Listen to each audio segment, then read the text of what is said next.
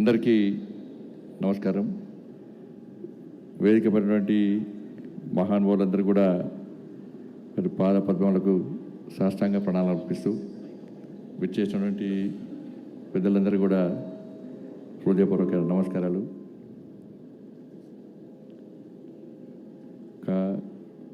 మంచి కార్యక్రమం నవంబర్ 21 నుంచి 21 నుంచి 24 వరకు భాగ్యనగర్లోని హైటెక్ సిటీలో గల శిల్పకళా వేదికలో జరగబోతున్నటువంటి లోక్మంతన్ కార్యక్రమానికి ఈరోజు ఆ కార్యక్రమాన్ని చాలా గొప్పగా మీ అందరి సూచనలు సలహా మేరకు మీ అందరి సహకారంతో విజయవంతం చేయడం కోసం ఈరోజు ఏర్పాటు చేసినటువంటి ఈ సమావేశానికి రావడం చాలా సంతోషం.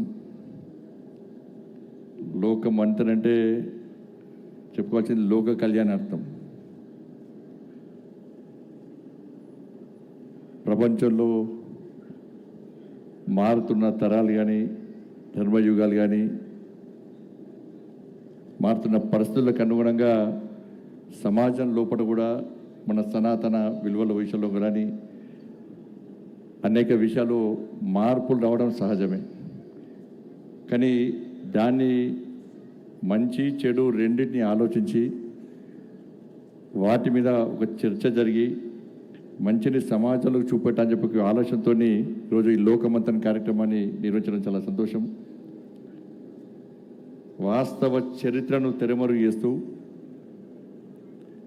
అర్థం పర్థం లేని యొక్క కల్చర్ను తీసుకొచ్చి అనవసరపు విషయాలను సమాజంలో తీసుకొచ్చి సమాజంలో కూడా చీలికలు తీసుకొచ్చి సనాతన ధర్మాన్ని మన భారతీయ సంస్కృతి సాంప్రదాయాల విషయంలో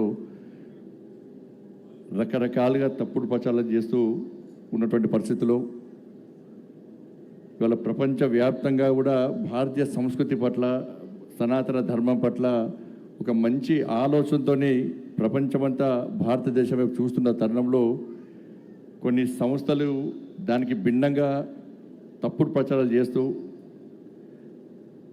వాళ్ళ ధర్మీ సమాజానికి ఒక మంచి స్ఫూర్తిదాయకమైన సందేశం అందించాలని చెప్పి ఒక ఆలోచనతో ఇవాళ లోక్మంతన్ కార్యక్రమాన్ని చాలా పెద్ద ఎత్తున నిర్వహించడానికి ఈరోజు సన్నాహక సమావేశం ఏర్పాటు చేయడం చాలా సంతోషం.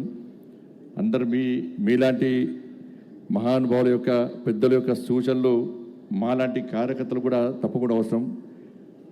Nation first, party next, family last అనేటువంటి ఒక ఆలోచనతో ముందున్నటువంటి కార్యకర్తలు మేమందరం కూడా.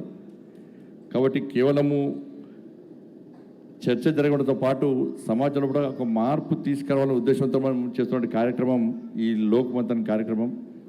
కాబట్టి మనం చూస్తున్నాం ఒకటే ప్లేస్లో నీరును నిల్వ ఉంచితే దానిలో బ్యాక్టీరియా వస్తుంది, నాచు వస్తుంది, చెడిపోతుంది, ఖరాబ్ అవుతుంది.